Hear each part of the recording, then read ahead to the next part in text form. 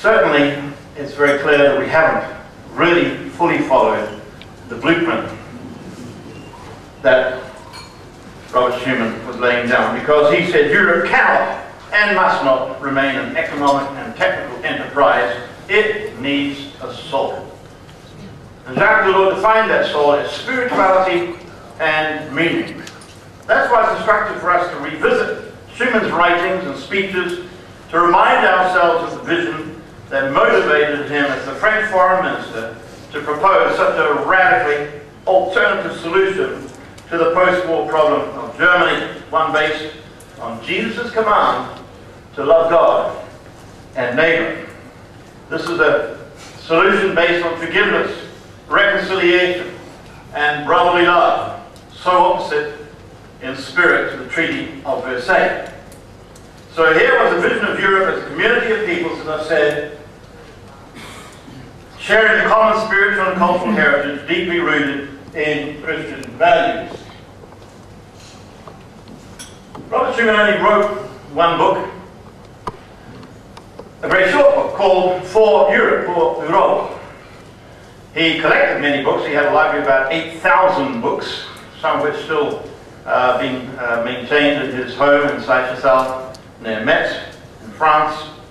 But it's quite remarkable that he only really wrote one small book, but he of course made many speeches. I'm going to draw out some key statements from what he said here. We are called to bethink ourselves of the Christian basics of Europe by forming a democratic model of governance which through reconciliation develops into a community of peoples in freedom, equality, solidarity and peace, and which is deeply rooted in Christian basic values.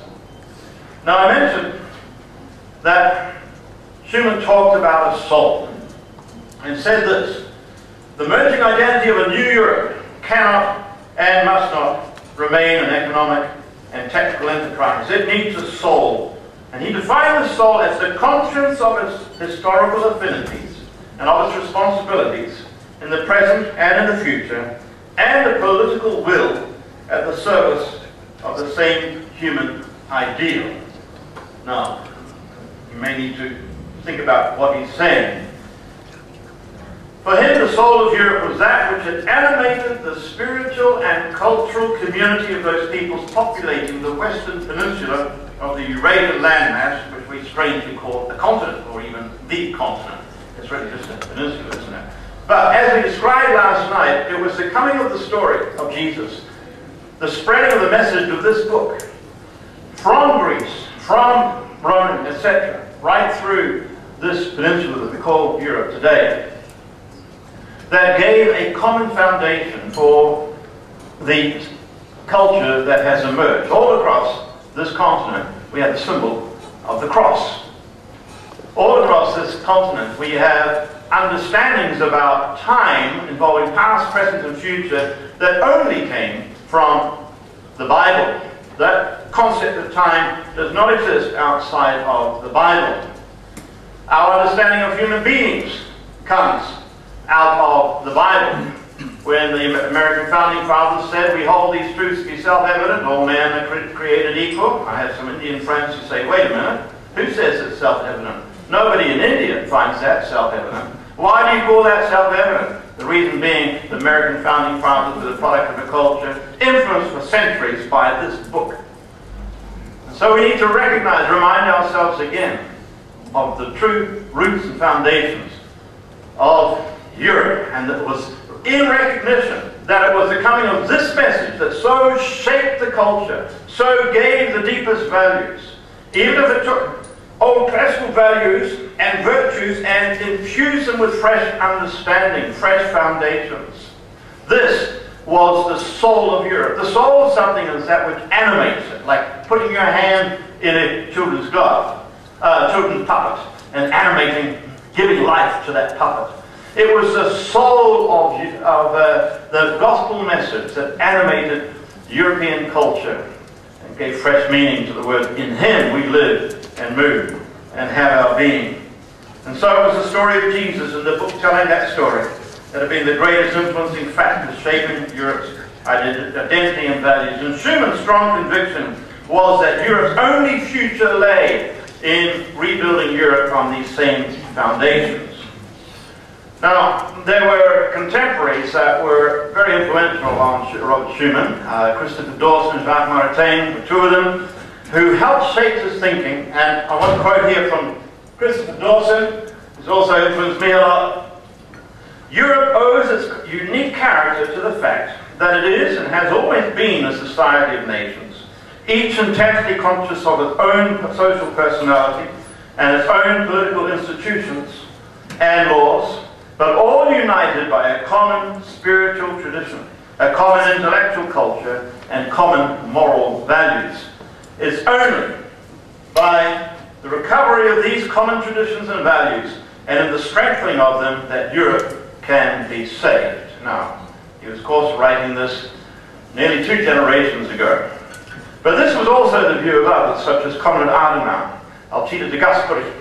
Adenauer became the Chancellor, of course, of Western Germany, Alcide de Gasperi, the Prime Minister of Italy. And after signing the European Coal and Steel Community Treaty in Paris in April 1951, Adenauer wrote to Schuman and said, "I regard it as a particularly favorable and even providential sign that all the weight of the task to be undertaken rests on the shoulders of men who, like you, our mutual friend, President de Gasperi, and myself, are filled with the desire to build the new edifice of Europe on Christian foundations.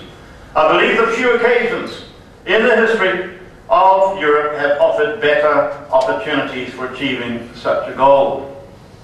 En route to signing this treaty, these 3 men had joined in a prayer retreat at the historic Maria Laach monastery near Koblenz, which was a place of personal, spiritual, and intellectual refreshment both for Adenauer and Schuman, and had been actually a refuge for Adenauer when Hitler, before the war, when Adenauer had been the mayor of Cologne, was about out to assassinate him.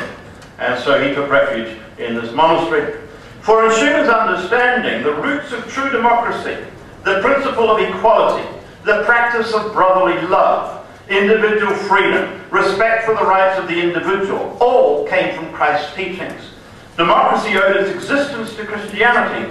He argued practical application of these teachings had transformed Europe through the centuries, resulting in liberal democracy.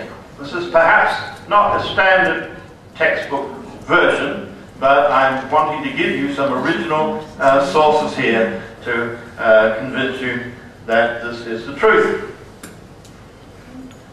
Again, Robert Schuman said Christian principles have become features of our civilization, and this is what he's writing in For Europe, to which the 17th century rationalists owed their human and citizens' rights, which are essentially Christian.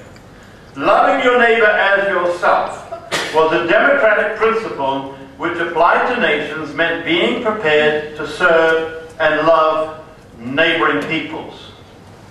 Now, let's just pause on that. These are very familiar words, love your neighbor as yourself.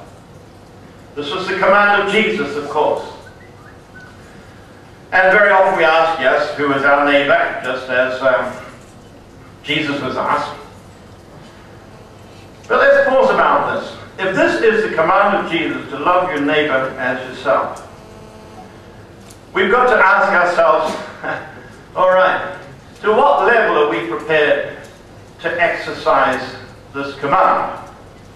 Now, in Holland, Belgian jokes are quite popular. And in England, Irish jokes. And I'm sure the Greeks tell Macedonian jokes and so on. You can name them all. And of course, the safest thing is to dress them up as Hittite jokes or something. Robert Schuman was simple, naive enough to think that we should apply the teachings of Jesus even in the arena of international politics. This is what made his approach totally out of the box. He wasn't thinking in terms of Machtpolitik, power politics. He was wanting to obey the command of Jesus. And when he was underground in France, after he had escaped from solitary confinement in Germany, And he had come to the conclusion that there was no way Germany could sustain the war. He spent his time thinking, what kind of Europe would please God? What kind of Europe do we need to move towards? How do we get away from this constant cycle, syndrome of nations fighting nations, especially France and Germany, constantly at it like alley cats through the centuries and dragging other nations into their complex? And so he took these words of Jesus very literally. He says, this is what we must do. We talked last night about these tragic spiritual fault lines across Europe that still continue to influence the headlines. And we said that the EU, NATO, the UN are powerless to heal those rifts. That is something for the body of Christ. And so we must take this command of Jesus seriously. What does it mean to love our neighbor from other nations, other denominations, etc.? Democracy, Schuman believed, was essentially evangelical. That didn't mean he was a member of the Evangelical Alliance or anything. The word evangelical there, he meant in terms of it has its roots in the gospel of the good news of Jesus, a good news of love, since love was its mainspring. Democracy will either be Christian or it will not be. An anti-Christian democracy will be a paradigm which will sink into tyranny or into anarchy. Before we move away from this idea of loving your neighbor, we're going to be looking at the issue of migration as well. How can Europe fulfill this command to love our neighbors who are knocking on our doors? Importunately, if you like. We talked last night about Deuteronomy 10, verse 19, which it says, love the alien. How can we do that in a realistic world? For Schuman, crude democracy of the Hellenic age was based on majority voting, and it would end in a tyranny of the majority.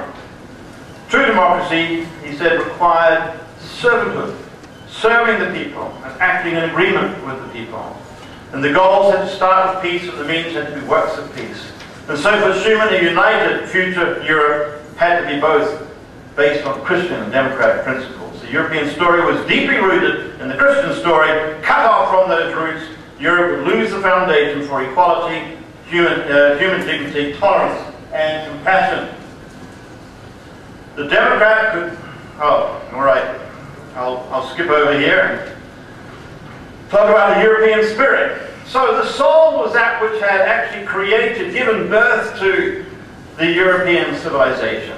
What was the spirit then? What did he mean by the spirit? He used this word spirit to refer to the recognition of this basic historic reality and the corresponding attitude that would be a proper response, an appropriate response from us, an attitude, a perspective, an outlook that Europeans ought to have towards Europe as a whole and towards the nations as part of that whole. The European spirit, he says, signifies being conscious of belonging to a cultural family and to have a willingness to serve that community in the spirit of total mutuality, without any hidden motives of hegemony for the selfish exploitation of others.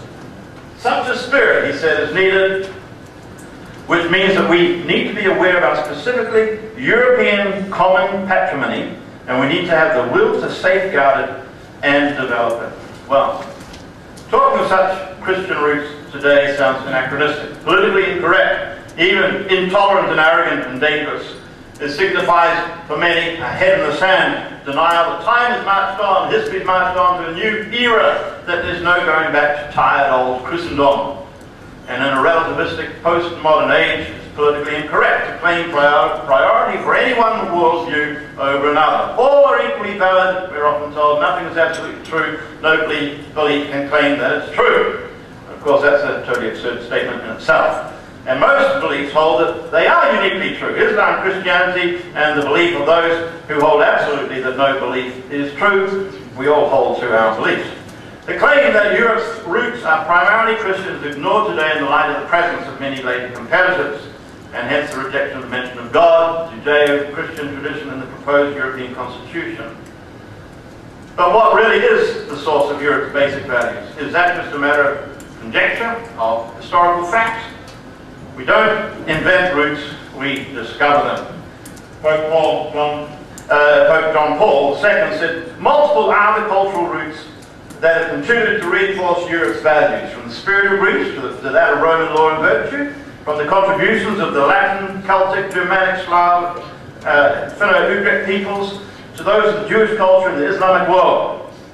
These different factors found in the Judeo-Christian tradition the power that harmonized, consolidated, and promoted them. Of course, we expect folks to say such things, but as I said last night, even arch-atheists like Richard Dawkins candidly admit we cannot understand European history without understanding Christianity and the Bible.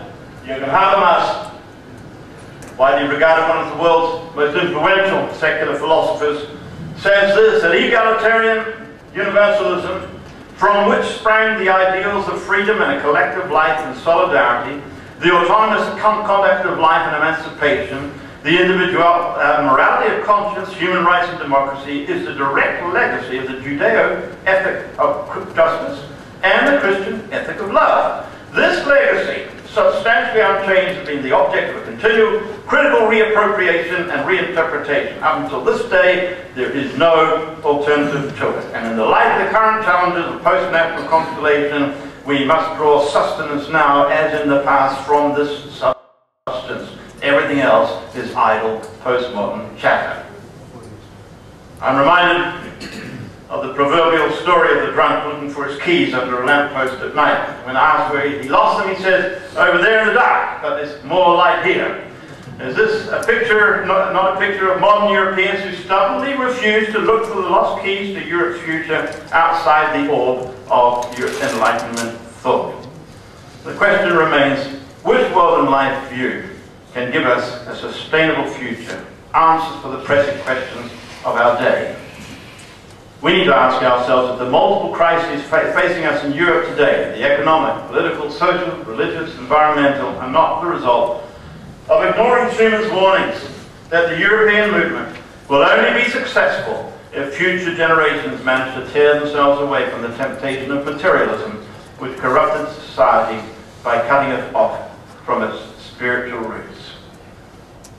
And so, recalling this vision for Europe, Schumann's understanding of the soul and the spirit of Europe can be the first steps in the recovery of direction and movement towards becoming a community of peoples deeply rooted in basic Christian values.